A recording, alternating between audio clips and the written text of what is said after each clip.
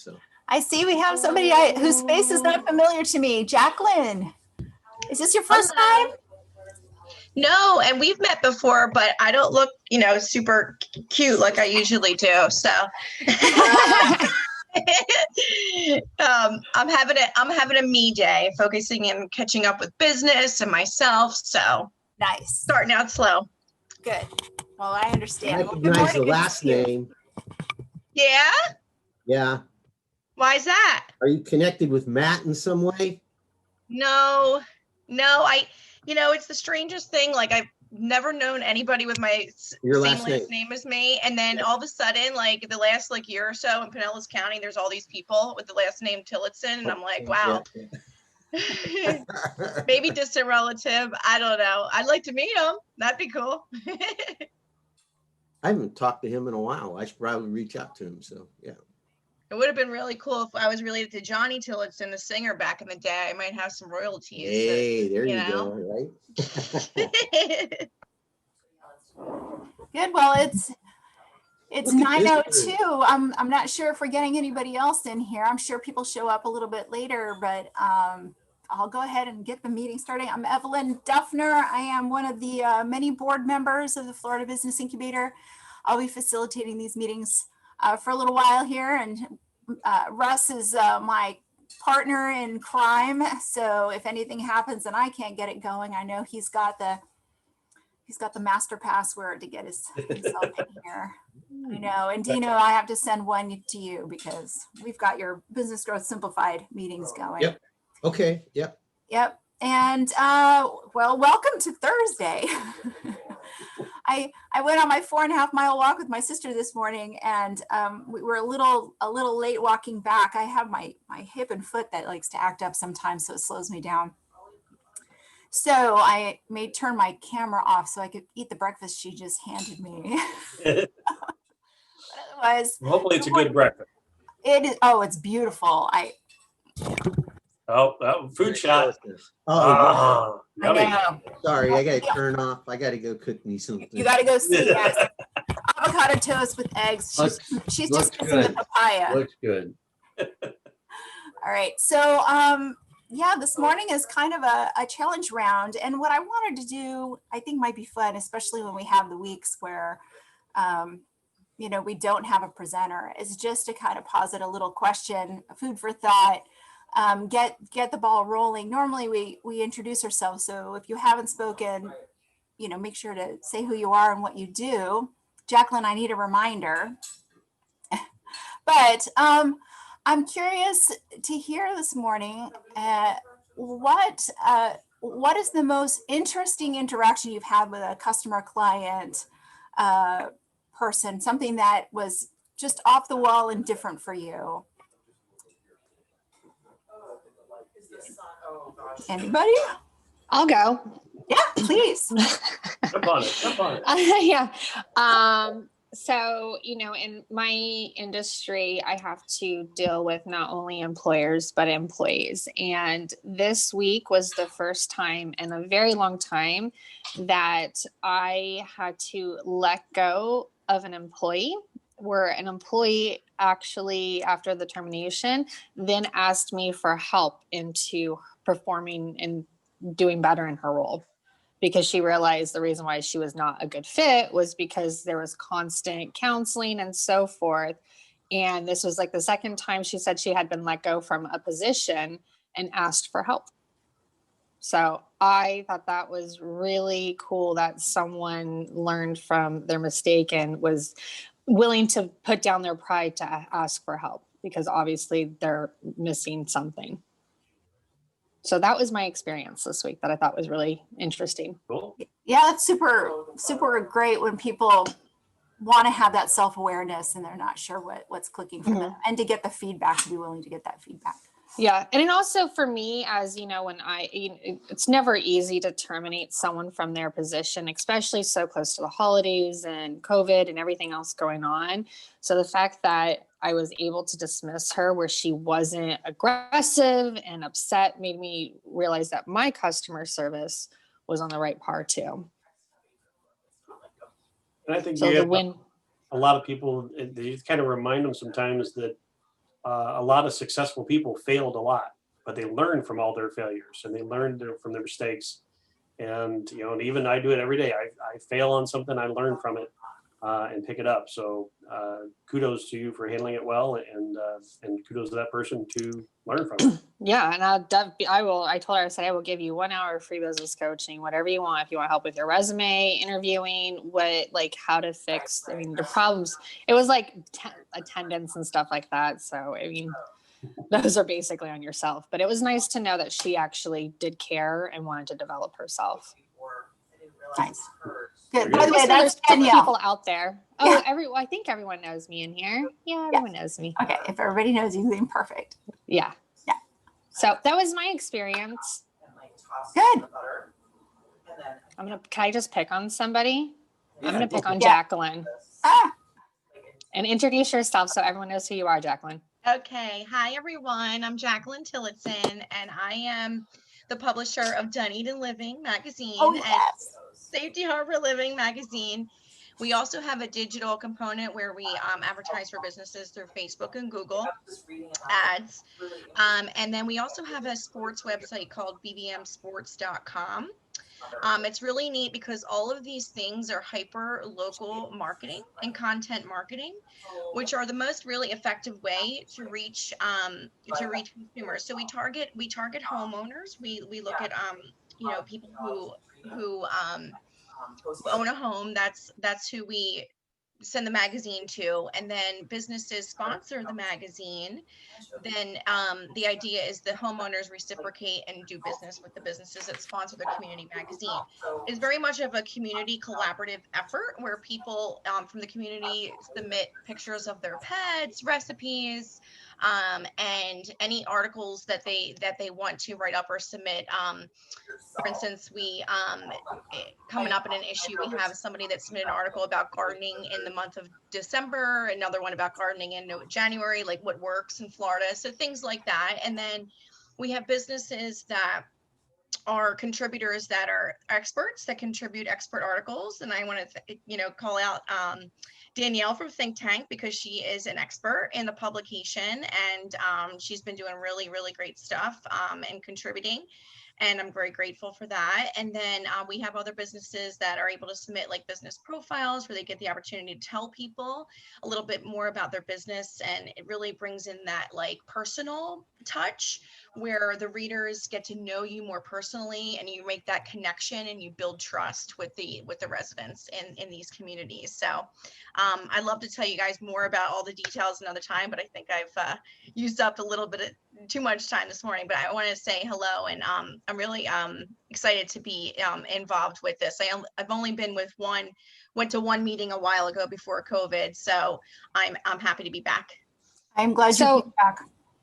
Yes, thank you for coming back. So what is a challenge or a customer service anything this week that you have dealt with that we can kind of discuss?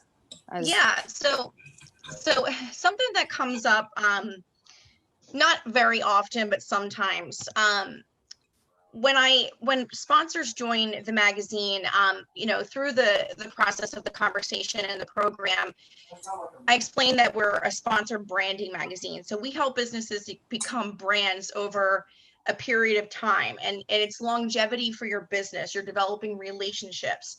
Sometimes people think that our publication is like a direct response advertising, and that's not what we are. So with branding, we tell people why you're special. Okay. Direct response advertising, you tell people about your specials. You want people to respond right away. That's the biggest difference. So sometimes it's happened a couple times where literally the first day the magazine is delivered to the homes, sponsor would say, no one's called me yet. And I'm just like, okay, I feel like I haven't done my job well enough if they're going to ask me that question. So then I go back to me and I challenge myself more to making sure that sponsor is perfectly clear on what we're doing together. So that's something that comes up very, not frequently, but when it does, I bring the onus back to myself and say I need to do a better job at explaining, or showing how this is a branding opportunity, branding yourself. So thanks, Danielle. You are so welcome. So how do you handle those situations when you are, when someone says to you, hey, I mean, I'll be guilty after 3 months of advertising. I was like, hey, I want numbers and stuff like that. But I know how you handled me, but we have a different relationship. So what kind of responses do you do when you get that question? Like I know you feel it reflects on you and your performance, but how do you create the solutions so people feel more comfortable? I go back to the initial conversation, and explaining how, branding works, explaining how we're different and why we're different from things like direct mail flyers, billboards. When it comes to branding, there's a two-part process. It's creating TOMA, top of mind awareness, with the repetitive message to the same people over and over. But then there's like a positive emotion involved as well. So we feel good when we read these community magazines because we know the people on the front cover, we know the businesses, we're engaged with the articles. So I try to go back to that and explain how our magazine goes from the mailbox to the coffee table. People save them month after month. Print has a more longer lasting impression than something like digital. Digital is important and it's part of our program. But when people look at a magazine, they're touching it, they're feeling it, they're using different senses, they're feeling good when they read the articles and they spend more time on them. So that business has a much longer lasting branding impression. So I just try to go back to all those points. And the biggest thing is it doesn't happen overnight when it comes, to print and advertising and branding. It takes time. If there's that rule, like with marketing, it's like 5, 7, 8 touches. It always changes, but the more touches or impressions is the big word that we use now when it comes to branding. It just does take time, but what happens over time is it just keeps building and building and building. It's kind of like when we through like Facebook and all that, there's all these algorithms, right? And the more times people like something or make comments, it just keeps growing and growing and growing. That's similar when it comes to print. Just with digital, you need so much more of that. So I just try to explain that and say, we have to give it time. We have to give it time, and in time it proves itself. It does. It really does. And people start to see, okay, now I get it. Now it's, happening. You got to give the audience time to build that trust with that business. And the idea too is like the more they see you or read about you and get to know you as a business owner, they might not need your service like right now and today, but you're building that trust. So when they do need you, they already know who they want to call upon because you've earned that as a business owner. So that's really the way, branding or content marketing is effective and works. Well, so Jacqueline, I'd love to tell you that I'm one of your favorite customers because I didn't know that you were associated with that magazine. But I keep that magazine around the house on the coffee table. And it's I love the focus on a family. And I love the focus on how they are involved in the community. And so I pick it up, read it. I keep them. I've got like the last 4 or 5. I had no idea that you were that person. I had no idea what role that played, but it's a nice thing to have around. I enjoy it. So thank you, Donald. See, that is like a testimonial, and I really, really appreciate that. We get a lot of those around North America. We have 925 magazines around the country. I just handle Pinellas. But Donald, that really just proves the point. And you are a real person in that community, and you appreciate it, and that means so much to me. Now, how if you don't get it? How do you get it? Yeah. Okay, so just give me your address and I will add you to the list. Oh, yep. Huh? Yeah. It's free to the residents. So we select neighborhoods, but if we missed it, not a big deal. We add you in. Okay. Yeah. Good. So if you want to send Jacqueline your address, you can chat with her in the little chat console and give it to her. Cool. There you go. Yeah. I'll send over my cell phone too, guys, so you can always text me. Okay. Wonderful. And now I do remember, I was like, the COVID just kind of knocked us off our I block know. a little bit, and I think people get real tired of the Zooming. And I've got some input maybe for you, Jacqueline, as well. Okay. I mean, I run into this stuff all the time because most business owners don't really understand marketing anyhow. Yeah. They're shoving it all together, marketing, sales, which two separate functions, two separate objectives within the business, the whole 9 yards. What I find is too frequently a lot of business owners are looking for a tactic that's going to work for them, which that's really what you're talking about. You guys are a tactic that you employ, but it has to be a part of the strategy. And a lot of times people don't understand enough about those things. What's your objective? Most small business owners will tell you, I got to generate leads. Well, guess what? Then this probably isn't, if that's what you're trying to accomplish, this is probably not the right tool in order to help you to achieve that. I mean, if you're trying to build your name and reputation within the business, then this is a piece of how you can do those things. So I think, and really kind of Danielle and Russ and Evelyn for the FBI, those are the kind of things that FBI should be, having articles and blog posts and stuff like that on those things to at least create awareness of these things, because then that's a tool for Jacqueline at the same time.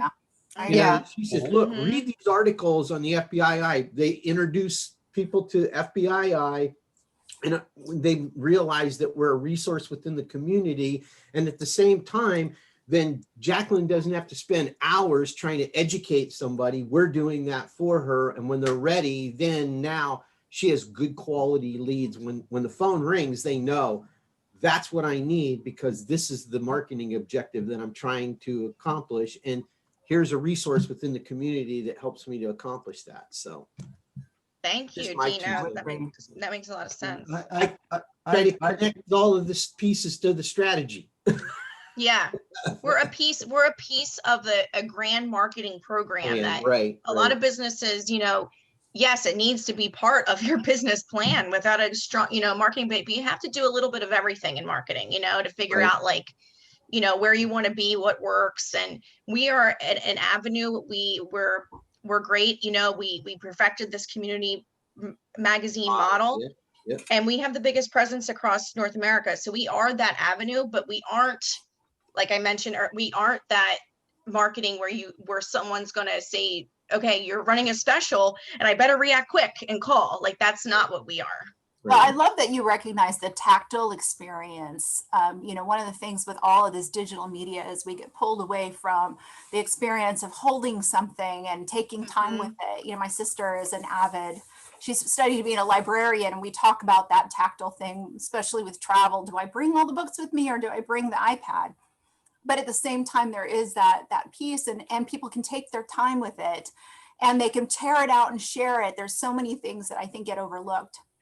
Yep. And I love that there's an element of contact of content experts. If you're getting people writing articles, that make them absolutely, trust is one of those big things. It's like networking indirectly.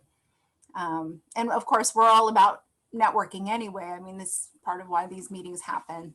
So there's my sister. From a sales standpoint too, Jacqueline, I think one of the questions that you might even ask people is what's your objective for advertising with us, and if they look at you like the dog that, you just asked the question to that doesn't understand what you're talking about, you already know that they're setting themselves up for failure. And so leading them in the right direction, that's another way, obviously, to have a happy customer. But that's great. And yeah, what absolutely. I typically find when we begin to look at, and really peel the onion back with people is their qualification is trying to get them to a point to give a proposal or give them a quote. as opposed to qualifying to make sure I got the right person that I'm giving a quote to that's going to result in a happy customer for me, you know, because if it's not, it doesn't make sense. Why would you spend the time writing a quote when you know you're just setting yourself up for failure down the road? So it's so true, Dino. It really is. We call them like custom solutions. I try to like understand what they're looking to do and accomplish. And yeah, at the end of the day, sometimes we're just not the right fit. yeah, right. And that's okay too. Like, we don't want to, no one wants to start a relationship because they're long relationships. You don't want to start a relationship with someone if it's not what they're looking for, or, and also personalities cannot be the right fit, So yeah, but thank you for that. That's a great question to ask, in the beginning of the conversation. Sure. I'd like to chip in here. Most of us have heard the term Stephen Covey. Do What's Right, 7 Habits of Success, and 8 People. His son, Stephen M.R. Covey, basically took over the dad's operation and then turned it around in short order. He wrote a book called The Speed of Trust, on how leadership, of which you are a part, Jacqueline and Maggie, you two, and Danielle, Evelyn, I guess we all are. The Speed of Trust is a very excellent book about transparency and trust, and what Danielle did with the person that she had to let go. She had already built up a trust factor with that person, which is why the lady reached out and said, "Can you help me?" Jacqueline, you're dealing with that at the same time, but in a different way.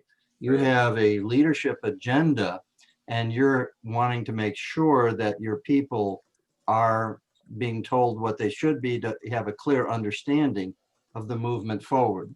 So I don't want to try and summarize the whole darn book. It's too deep for me, but I would heartily recommend it to anybody. Maggie, you're building a business right now, so you're building your brand. So, and Dino, I don't know if you're familiar with that book or not, but I'd heartily recommend it. The Speed of Trust by Stephen M.R. Covey. I think I just put it in the chat just as a reminder for anybody who. Did you? Thank you. Okay, Thank great. you. I bought my copy off of Amazon for $5, so it's not going to break the bank to anybody. Trust is such a big factor in what we do. It doesn't matter what element, what career we have, what our business is. I think that's a huge piece. I've been doing the computer consulting stuff since 2003. So it's been a while. And I used to teach emotional intelligence at the same time, and both of those pieces are so important about being able to read people so you know how to help them and support them. And at the same time, when you build trust, your business expands because people want to recommend you all the time. And there's so many pieces to how that plays a role in our lives. That's always on my mind. And sometimes I want people not to trust me as much because they expect me to know their passwords and stuff. And I'm like, no. But yeah. Going along with what you said, Evelyn, I've heard it said, and I don't know the exact number, but the relationship and concept is correct. And that is 98%, and I don't know how I came up with the number, 98% of any sale is on the relationship. Absolutely. So build the relationship.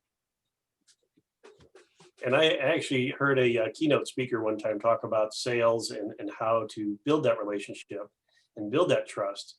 And the one key factor that he talked about was vulnerability. If we're vulnerable on a personal level, yes. You even just telling a story about, I'm pitching a bike tour, but I remind them about when I rode a bike as a kid. It brings back memories for them, which makes it kind of mold together and bring that vulnerability together. And those little memories is what builds that trust, and what builds that relationships. And I can tell you as a fact, I've had relationships with customers in my business days that have lasted 10, 15 years. When most people say, oh, those relationships only last 2 on average. I'm like, I've built them in a different way then, because mine are lasting 10 years. I can call somebody now that I went to college with or worked for in college, and I did business with him at the college level for quite a few years. I could pick up the phone today and he'd probably order from me today, just because we've had such a good relationship from the get-go. Yeah. But it's all about being vulnerable in a way. And I always try to preach that when you're networking. It's not about throwing business cards at people, but talking about things that are relatable. Right. And relatable in ways that it doesn't have to be deep. It doesn't have to be, you know, I give you my life story. It doesn't mean that I'm going to get so deep that I probably need counseling afterwards. But it is about being on just a different level, and you get past that acquaintance point until you get to that next level of relationship building. And those will even farther deeper as you get closer and closer to that person. But it's talking about other things other than business. It's other than what you're trying to sell them or buy from them or whatever. It's talking about those other levels that you need to jump in on. Right. And so I've lived by that now since I heard that keynote speaker. I can tell you my business at one point, when after I heard that, I changed the way I did things, completely turned around. I went from this level to this level in sales. I need to do that again with some of my stuff, but with the bike tours, but I'm working on trying to figure that part out. So Right. You know, kindergartners taught me about that. I was an elementary school teacher for a good 10, 12 years. Kindergarten was the hardest grade I ever had to teach. But that vulnerability would bring their energy into me instead of having it explode in the room in so many different ways. And when I taught college, I used that as my founding for building trust with my classes, because I taught classes nobody really wanted to go to. Why do I need to take a success class? I got too much work to do. But my attendance was great and their success rate was good. And I know that was the same thing. In fact, I used to start my classes saying, you know, I basically teaching adults is just like teaching kindergartners, and they get upset with me. What do you mean calling us kindergartners? And I would say, well, do you like to be entertained? You know, do you like to Sometimes hear it's stories? harder. It's the same deal, but it is Sometimes about that it's harder, vulnerability. Evelyn. What's that? Sometimes it's harder. That's Yeah. that's the same thing. I mean, it always comes back to that fact. I mean, the things that business owners need to do in their business, the tactical things are very mechanical and easy to do. The reason that they don't do it is some mental block that they have in themselves, and trying to help them to see that and to drop that barrier so that they can get beyond it is more of what it is that I do than anything else. That's what I tell people all the time. It's like the process is easy. It's trying to get people to apply it, and so, 80 to 90% of what I do is more psychology than anything else. It's funny because there was a business coach that I had met in Tampa that I knew, and he came from one of the big 6 consulting outfits or whatever, but he understood the same thing. And so his title on his business card was like was like business, like business. I can't even remember what the heck he called it. It was basically he's helping people more with the psychology aspect of things than he is actually with the mechanical business aspects of what it is. So that is actually something that when I first started my HR career as a recruiter, I did a lot of classes on body language, nervous twitches, and it really taught me how to communicate to people as well. So once you kind of learn the psychology aspect of it, it allows you to be able to communicate more efficiently, where you can have, because communication is part of everything. Yeah, recognizing the vulnerabilities. Yes. Being able to recognize the vulnerability and being gentle with that enough to help them see that, so that they can open up to get support. I mean, that's kind of what happens as a therapist, and I definitely hear that in what you're saying, Danielle, working with people. Yeah. The other aspect you have to remember with that too, because this is another thing that I always tell everybody, is whoever it is that you're dealing with, there's 2 ways that people kind of will engage. and that is either from, carrot or the stick. So, you can be vulnerable with somebody to a point, but if that's not the way that they'll connect or that they'll react, then you got to be willing to use the stick too. Because a lot of times when I've had people that have had employee issues, that was typically what it was. And it was like, well, because we want to coddle everybody. And I'm like, yeah, but everybody doesn't want that. Some people require that you be a little more brusque with them, and you got to use the stick a little bit too. So you got to have, to be a good leader, you got to be able to give from both sides, because, people are going to react differently depending on who you're dealing with. So. I see Stephen came in. Hi, Stephen. We kind of started with an odd question, but it's turned into a really good conversation about, vulnerability, but also how we market ourselves, how we connect with our customers, and the building of trust is what our discussion has moved into. It started with a question about any odd or different or unique experiences you've had with a client. But I think that all ties in too. Anybody else? Stephen, I want to say you look familiar. It's been a while. It feels like it's been a year. I haven't seen you in a while. Oh yeah, been busy. Okay, good. Do you want to tell the group who you are and what you do? Yeah, introduce yourself a bit. Yes, please. Yeah, actually, my name is Q. That's right. Thank you. My company is Style City Music. Main thing I do is video wall rental. So live events,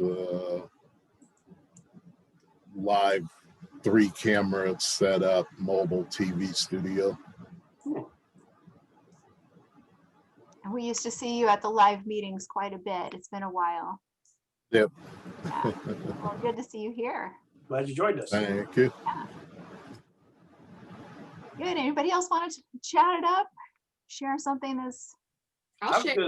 Yep. Go ahead, Maggie. I was actually going to bring you up in this conversation, Maggie. Oh, please, you go, Russ. One of the funny things that happened to me last night, I went to the Dunedin Chambers after hours. Nice. And I was wearing pretty much kind of like this, button-up shirt and jeans. Hardly anybody recognized me because I wasn't wearing an orange shirt. Wearing a helmet. And Maggie was one of them. She didn't even recognize me when I walked up because I wasn't wearing orange. And there was quite a few of them like that that just didn't even recognize who I was. And the people I knew very well. So I guess my marketing is working in some aspects on that. Great awareness.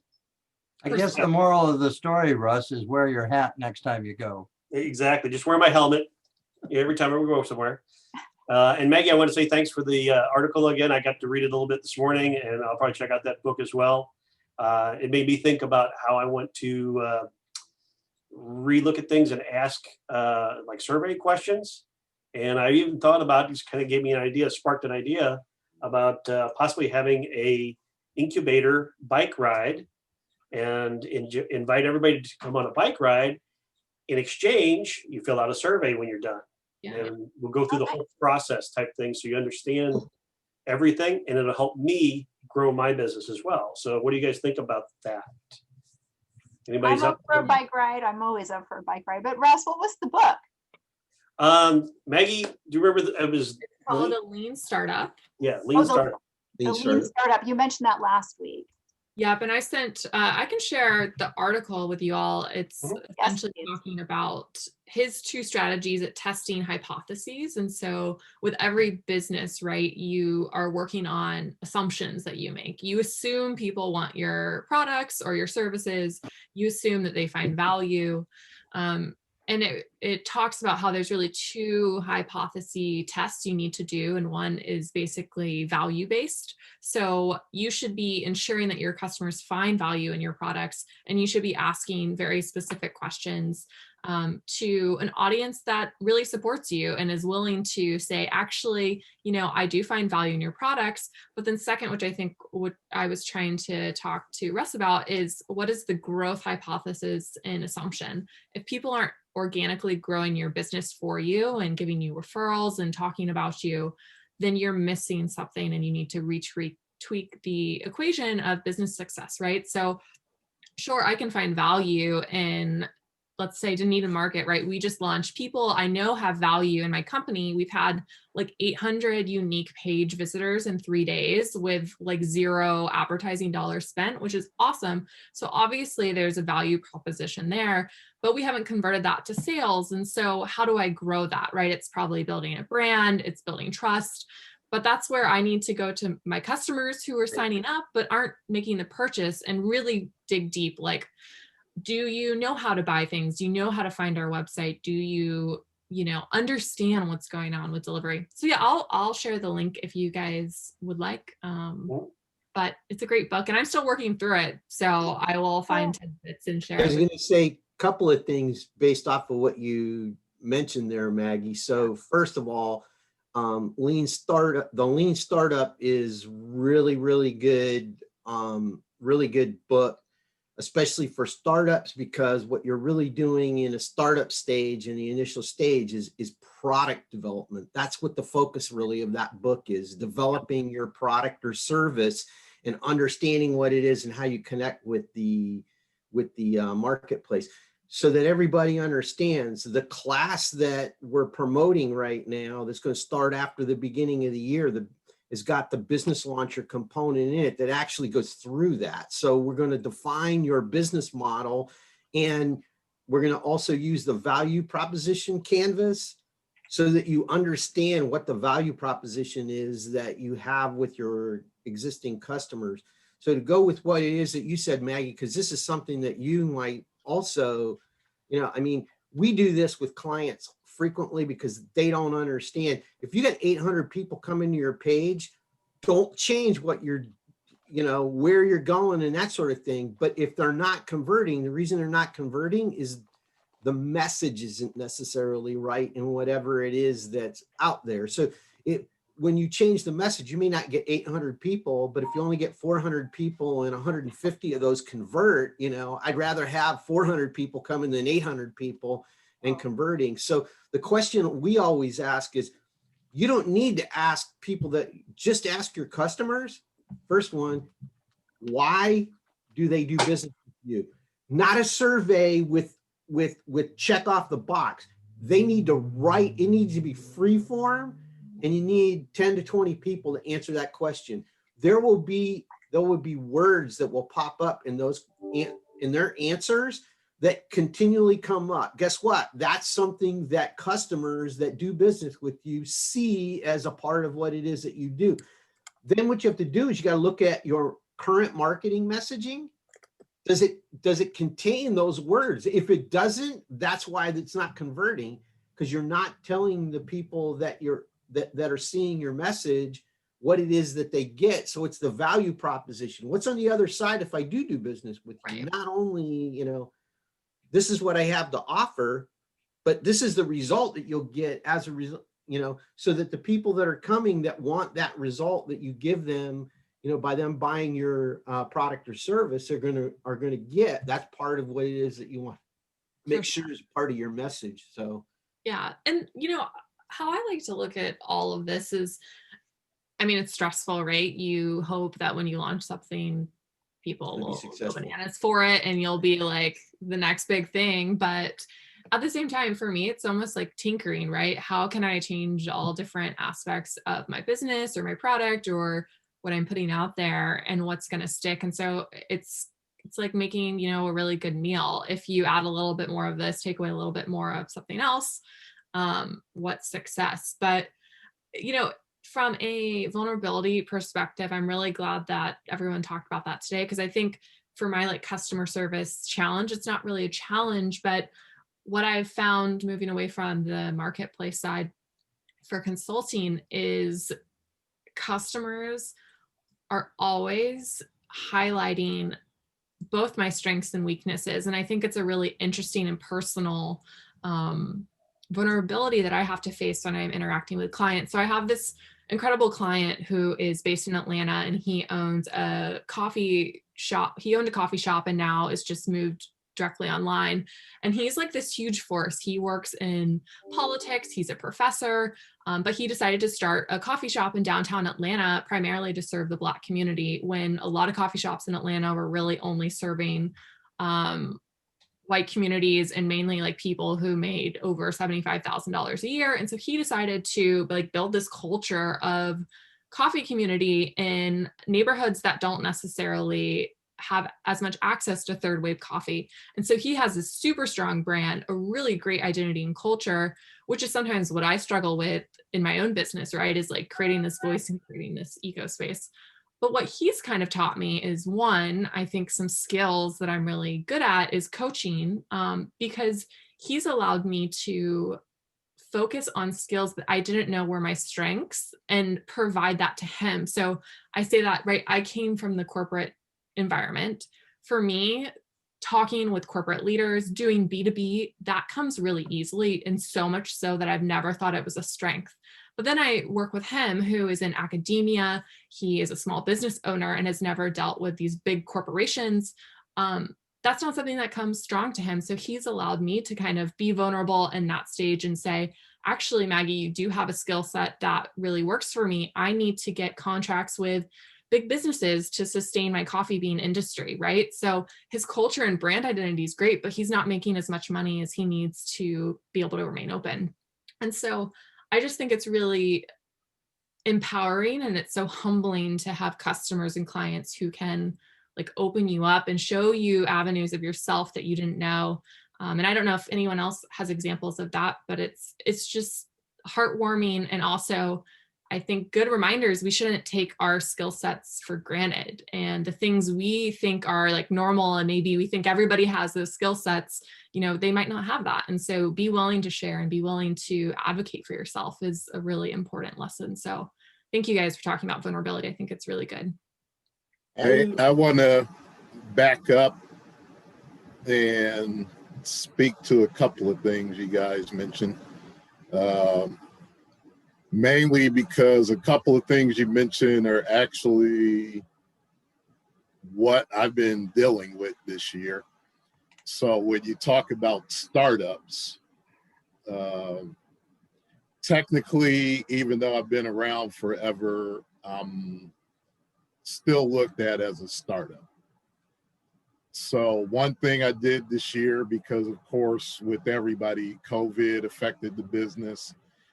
We lost everything back in March, kind of had to reinvent the company and figure out how to get clients when nobody has clients. So the one thing I did was, and you guys may want to look at that as well, is, so of course, you know, I just got my bachelor's last year in business. One of the things I learned in school was we went through the business model canvas. So I went through that again this year, just rethinking, how can I restructure? What am I missing? What can I look at? So business model canvas basically says, you know, everything you think you know is just a guess. Great. So what you're really doing is you're testing those guesses and you're seeing what works. And you're not in a market. Your only goal is to find your market. Right. So what we've been doing, where I'm known mostly for doing video production, what we have been doing was video production, and that's fine. It makes some money, but it's not big money. But because I'm a video tech, I do video walls. I do video wall rental. What I found out was, because of social distancing and everybody going to outdoor events, that was more in need this year, because people wanted to get bigger screens so they could, like next week, we're doing a drive-in service in Lakeland, where it's basically a big screen, a big concert that people are in their cars watching the show. So it requires a video walls. But this is also a tale of two companies, because the first show we did, a friend of mine owns an audio company. I asked him to do audio. So he did audio. One thing I found out from him, and this is where you're talking, like, everything he's done up to this point has always been soft market. It's been referrals. It's been people he knows. He's only looked at working Lakeland, Tampa, surrounding areas, Orlando. He doesn't think outside that box. Where with me not being from Florida, I don't know anybody here. So all my stuff is cold. But the gig we got in Lakeland, I sent out thousands of postcards. Again, just testing my hypothesis, or is this what people are looking for? I did 5 iterations of that postcard, because every time I talked to somebody, I learned something new. And I said, oh, maybe we need to add this to the marketing information. So we got the gig in Lakeland, the first one, that turned into 4 other events, all off sending postcards. So it wasn't a soft market. It was a cold calling, hard market. But then what I also discovered was every time I talked to somebody, I learned something else. But then I also connected with some of the staging companies. So then I found out that through the staging companies, I was able to get into events that I could have never got into on my own, because we're talking the Grand Prix. There's no way I could have direct marketed to them. But because I sent out cold information to people, I connected with the company in Miami. But then I also thought outside the box. I connected with the company in New Orleans for shows in New Orleans and Houston. So it wasn't just, you know, what can we do in Tampa Bay area? It was really, what can we do in the South, the entire, you know, 7, 8 states? What's there? Because there hasn't been work. So you got to think outside the box and kind of outside the comfort zone. Right. And right now, that's been the thing that's been paying off in big numbers.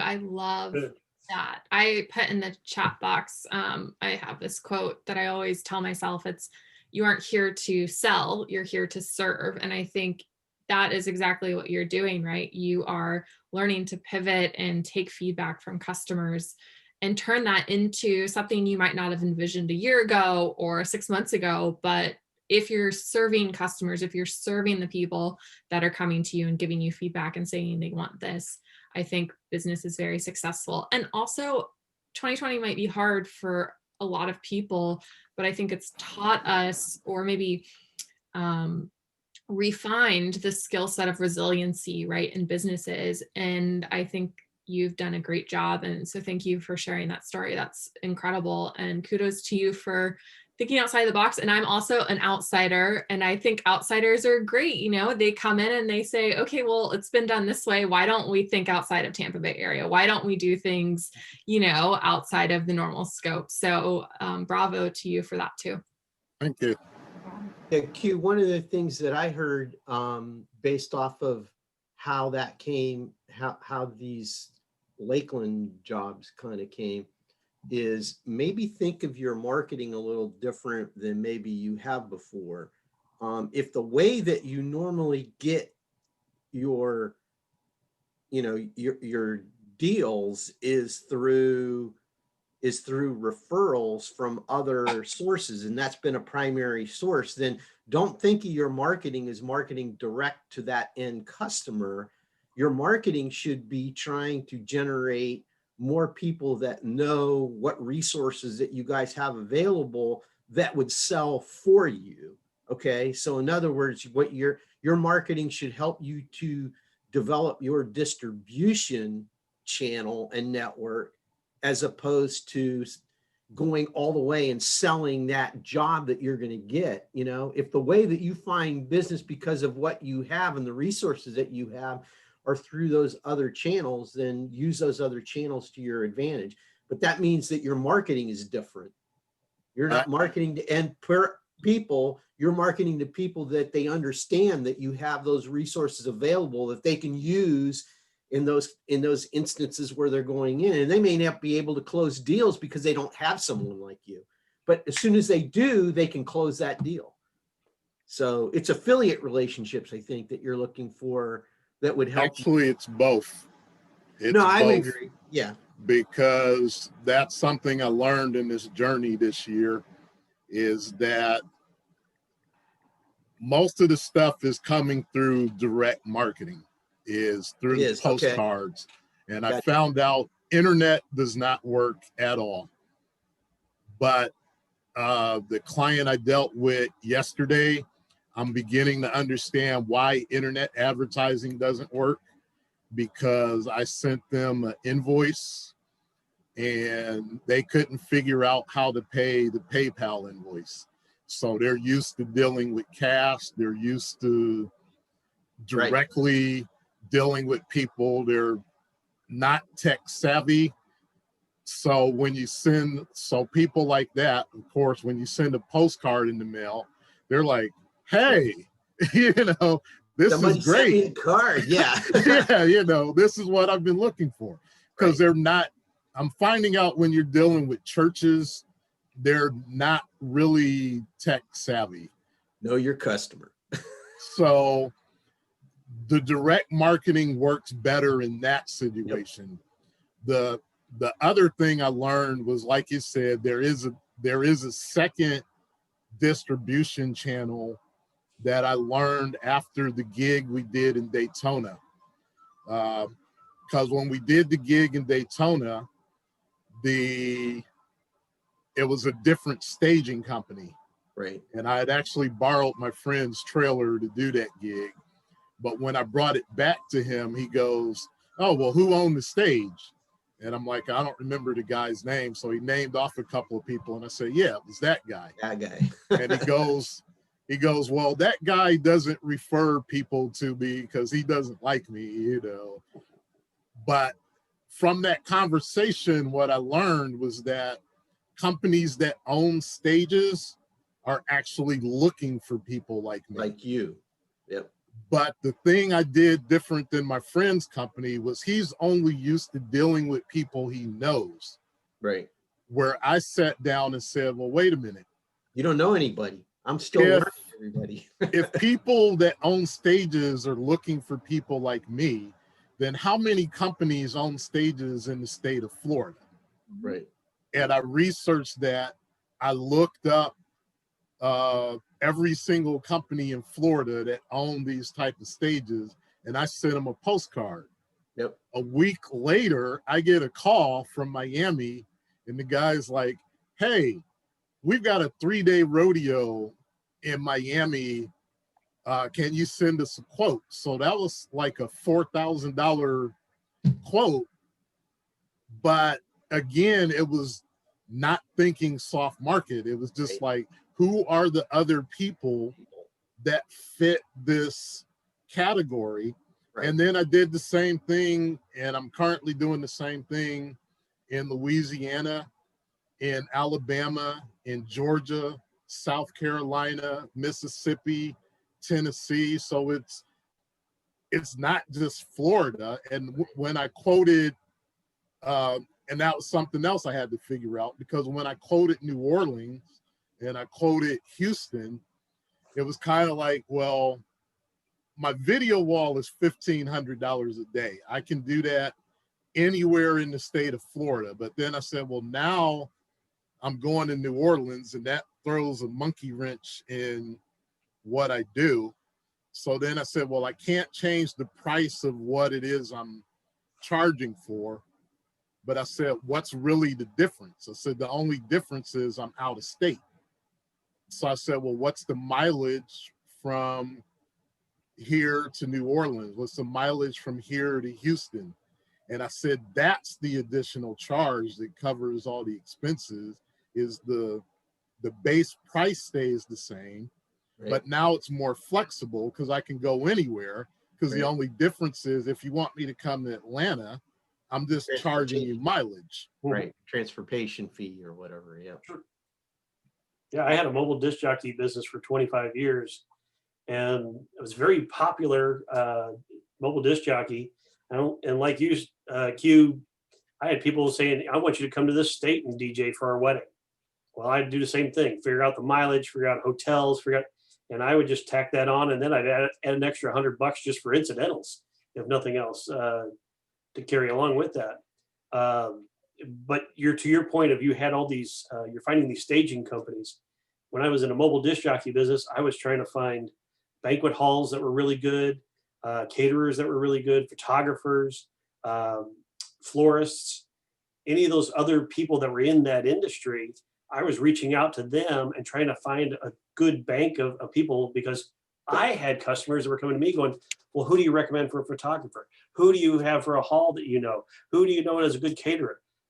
If I had all those lists of people that I know, and they're selling for me, by the way, too, they're referring me just as much. I had a great value add just by picking up the phone and calling me as a DJ.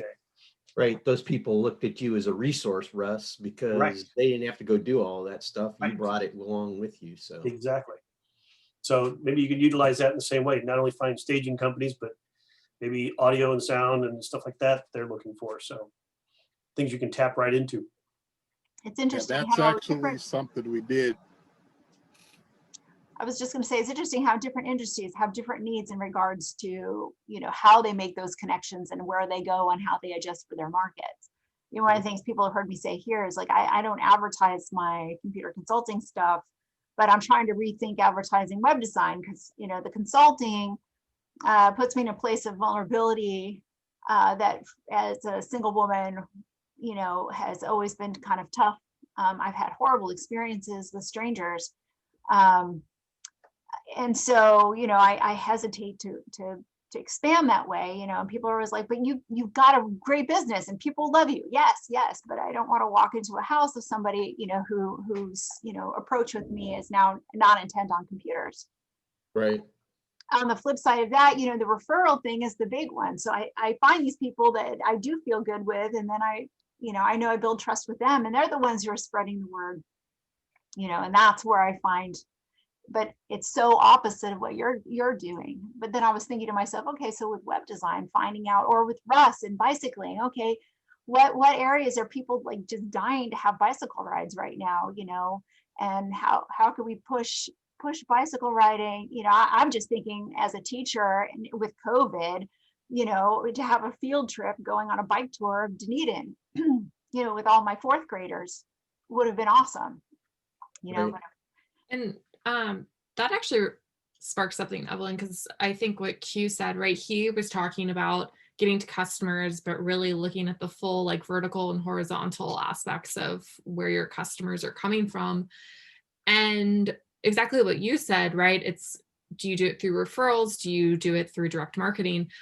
I don't know if this would work for you, Russ, but an interesting angle. So with that same coffee shop in Atlanta, what we've done is created basically a program for them to start targeting businesses and offering their coffee as a first step in the door for long-term supply chain contracts. But we're doing it in a way that's targeted towards both work from home packages and holiday packages. So essentially, he's starting to reach out to businesses and saying, hey, I have this awesome coffee. You have employees who are working from home. Let me send them coffee to their house once a month. Or, hey, we can create a holiday gift basket because I know you want to, you know, surprise your workers for the holidays. And he's gotten the best leads. We set up a B2C2B strategy. So instead of directly marketing to the companies, we're marketing managers, people in leadership, his existing customers that we like scored through his email list and looked to see if it said like Joe Smith at homedepot.com. And then we would know Joe worked at Home Depot, and we started reaching out individually. And we've gotten like thousands of dollars worth of coffee contracts basically with these companies. But just thinking about you, Russ, actually, it could be interesting if you targeted businesses for the holidays or schools or communities, right, of people who want to do like team building exercises. And maybe it's not worth your energy, but I'm sure you have clients out there, right, who are managers who have teams, and just a note of like, hey, we can do this for your holiday, like get together, your holiday celebration, as a way to kind of get a different market that could see your platform and also think about you next time that they're doing a team event. Because I don't know if people do that here in Tampa, but we always were doing team events, right? That's how like Topgolf got started. That's how all of these different organizations got started. Sure. I've actually even thought about doing like, since it's very social distancing to ride it on the tour, to make that as part of your holiday get together for your company party, Exactly. if you will. Yeah, exactly. In social distance, and I can also, it helps because my swag bag has coupons. They get big stuff for, places to go after the fact. Yep. But they can go and get coffee and stuff at Two Crow Coffee, and so I've thought about advertising into that, but I just wasn't sure how to go about it. And I could probably use some of the resources of DDMA and the chamber to do that, advertise that special. And reach out to your existing customers. Like 90% of the coffee shop's sales on the B2B side came from existing customers. And I mean, an email marketing, like putting it up on social media that it's available, and reaching out to customers that work in particular businesses, I think is a good start. It's a free starting point, right? You already have an audience that likes you and is willing to. Yeah, I've got 800 followers on my Facebook alone. Yeah. So yeah, it's a good idea. I like that idea. I may reach out and see if we can't figure out something like that, because easily put that on a Friday or Saturday afternoon or a Sunday afternoon and make it their Christmas party. And we can kind of set something up with that. So I like that idea. Very good. Thank you, Maggie.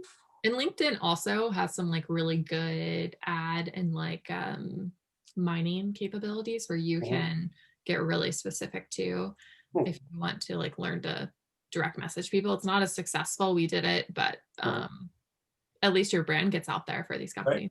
Right. I just actually added the Dunedin Bike Tours company out on LinkedIn this past week. So I finally figured out how to do that. And I will speak to that too on the marketing end. The one thing that kind of surprised me that I'd never ever used was Instagram. And that was kind of a weird experience, because I mentioned that I had sent out mailers to companies that own stages. The thing that was weird was I said, oh, they've got an Instagram page. I'm just going to follow them on Instagram. What I didn't realize was I post, when I do events, I post pictures of events on Instagram.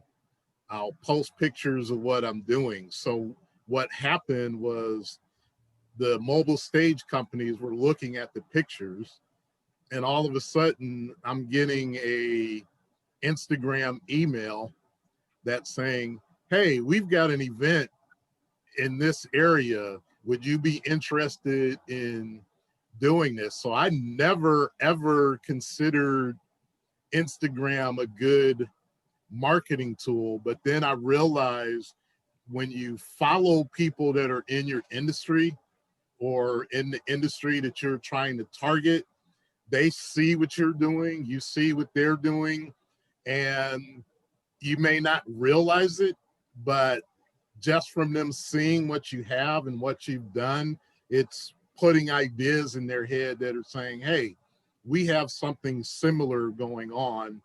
Would you be interested? It's building trust in a sense, because they're getting opportunity to see how you work without having to engage with you directly. I mean, we keep having this discussion in the incubator, whether it's worthwhile to do the incubator's Instagram. Now, I'd love to see that do something totally different than what it's doing. We just don't have the manpower. But for my own work, as an artist and a painter, yeah, it's been tremendous to follow, and I get leads for shows and I get invitations to, I mean, my show last January was totally unexpected and came exactly from that, from Instagram, something I hadn't expected. So, you know, it's. And I can say that I ask every customer that comes through, I said, how did you hear about me? I'd say almost 50% of them are saying on Instagram. They see one of my videos, Instagram. More so than Facebook sometimes. I get people that do that too, but if you were really, you know, some are Google search, some are TripAdvisor, some are Google, but the most of them are Instagram, which is kind of surprising for me. But I do post my crazy videos on Instagram and Facebook, but I've got a good following. And I'm also, a group reached out to me on Instagram to join it, and it's a bike tour agencies of the world. And so now I'm connected with all these other bike tour agencies around the world, Australia, Europe, Africa, India. They're all over. And we share content back and forth of, hey, what we're doing here? How's the COVID, you know, affecting you? Are you open? Are you not open? Even if you're not open, they're taking pictures and showing what their, you know, what their capabilities are. And we all learn from that experience from all over the world of what's going on. So to your point, Q, it's in the industry. You'll find that people will just start to ask you to be part of groups, and you'll find people that'll just reach out to you like that. It's just like Evelyn and Maggie were saying. And I'm going to say something that's totally crazy, but it is what it is. Pre-COVID, I think my average invoices were like $400 or $500. That was normal. This past several months after changing everything over during COVID and at a time where nobody can get business, my average invoice has been $1,500 to $3,000. So that's great. I'm actually doing better in a bad time than I was in a good time. I don't think that's totally crazy. I also have found I've had so much web work. Of course, that makes sense. But it was very interesting that a lot of the clients that I have for computer consulting suddenly jumped on having to really rethink their world and coming to me in that regard. And I do think that there's, you know, restructuring and rethinking how you tackle the world is part of that entrepreneurial spirit anyway. I mean, we're here because of that kind of thinking, right. Which is powerful stuff. And you know, it's the message that I'm using. I have a end of year planning workshop over the 3 Fridays at the beginning of December that I'm hosting online, and the messaging that I kind of put together revolves around what you just said, Q. What I've noticed with all the businesses that I talk to, and since we were helping all the businesses there in Dunedin to get their money through the city and, through the county and the PPP loans and all that other stuff, I talked to lots of businesses, and all those businesses were either at one end of the spectrum or the other. They were doing better than they did before, or they were just like teetering on, on the verge of going out of business. But it's not what you think that the common thread was as I talked to each of those people. The difference, the main difference is they had a plan. That was the only difference. They didn't, it wasn't like, well, what am I going to do? And well, let's try this. No, they sat down, they thought through what it was, just like we're mindfully trying to do here. And they said, well, let me go try that, and then they didn't say, that's it, I'm not changing anything from here. They tried it, they learned, this circles right back to the beginning of the discussion, which was, right, it's your business is ever changing. Your market is ever changing. And so the first time that you say, I'm going to control and I don't want to change anything, then, you're dying and you don't even realize that you're dying at that point. as you're moving forward. You got to adapt. Yep, Yeah. absolutely, And absolutely. I use this analogy. I want everybody to try this. Scoot back there. I want you to take your hands out like this. Okay. I want you to put them together like this. I want you to notice which thumb is on top. Okay. Notice which thumb is on top. Now flip it so it's the other way. Yeah. Okay. This is change. Yep. It feels awkward, but it can be done. Yeah. That's a great little exercise for sure, Russ. Yeah. Super, Russ. I love it. But I mean, it all goes back to exactly what Danielle and Jacqueline sparked is trust, right? Like Right. People have money. Maybe some people don't have as much money as they used to, but in today's world, people are spending money. It's just with brands and companies that they trust. And it's right, maybe more money with certain companies and less money elsewhere, right? Like I'm not going to downtown and going into every store and buying $5 here, $45 there. Instead, I'm saying, hey, I have $100 to spend. I'm going to put it in a company that I trust, that has built, a value-led mission that I can see on Instagram, their vulnerability. I can see how they work. I can see their business plan. And I think that coronavirus and the pandemic has just kind of shifted people to be much more intentional on how they spend money. So it's great if you're on the good side of that, right? As you are inviting people every single day with your Instagram post, with your direct mailers, with your postcards of saying, hey, I'm a company you can trust. Here's me lifting the shield up and saying, this is who I am. This is what I represent. And people need integrity today. They need authenticity. So I think that's awesome. And anyone who comes to these meetings, I think is on the right track because you're willing to say, hey, I want to improve my business. And that's the first step, right? Yep. Yeah, Wow, we've had a great meeting. It is a quarter after. Could go on forever. I love it. Well, we used to run these meetings until 10:30 when we were face to face. It always gave a great opportunity for doing networking afterwards.